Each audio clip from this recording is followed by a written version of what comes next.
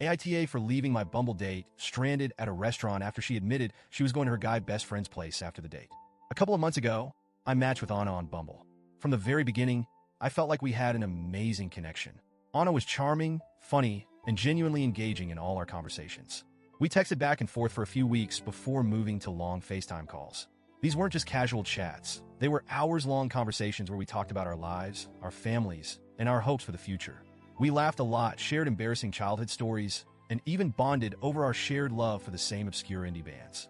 It felt effortless. And for the first time in a long time, I thought I'd found someone who truly got me.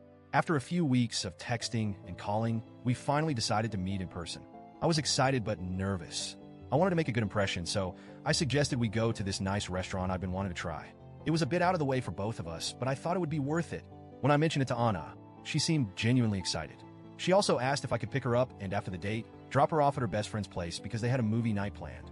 She explained that her best friend, Josh, was like a brother to her and that they had a standing tradition of hanging out once a week.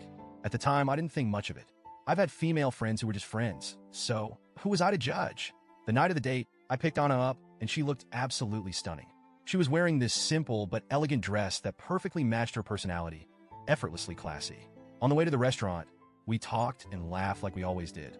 The car ride felt like an extension of our FaceTime calls, and I felt more and more confident that this was the start of something special. The restaurant was amazing. We shared appetizers, tried each other's dishes, and even ordered a dessert to split. Anna had a couple of drinks, and since I was the designated driver, I stuck to water. The conversation flowed so naturally that it felt like we'd known each other for years. By the time we finished dinner, I was already thinking about when I could see her again. That's when everything changed. As we were wrapping up and waiting for the check, Anna casually mentioned, "Hey, can you drop me off at Josh's after this?"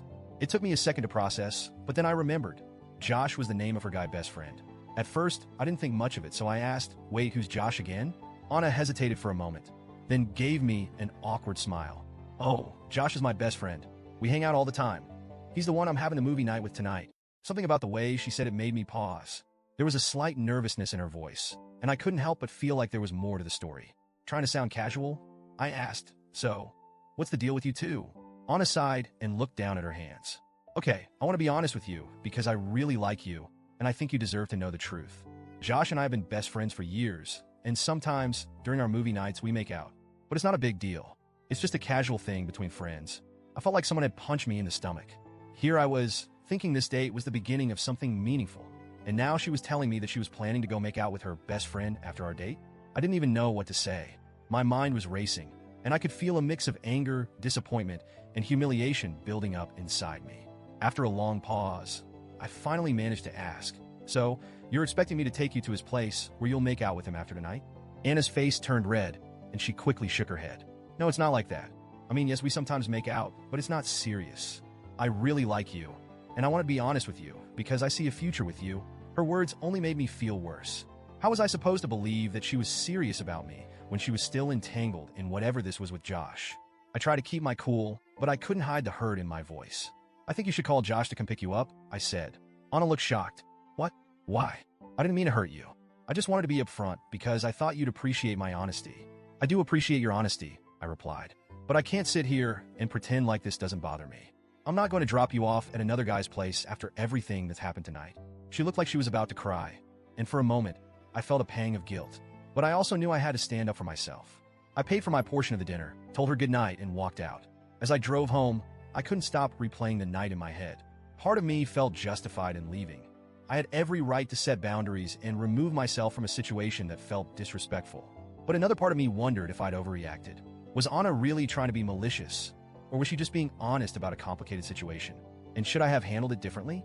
When I got home, I called my sister to vent and get her perspective. My sister is usually my voice of reason, but this time, she surprised me. She said I was in the wrong. "You shouldn't have left her stranded," she said, "especially after she was being upfront and honest with you. That's not how you treat someone you care about." I tried to explain my side. How could I be expected to wine and dine someone, only to turn around and play chauffeur to the guy she's clearly still tangled up with? It felt like a slap in the face. My sister sighed. "I get why you're upset, but you could have at least waited with her or helped her arrange a ride home. Walking out like that wasn't fair." Her words stuck with me, and now I'm torn.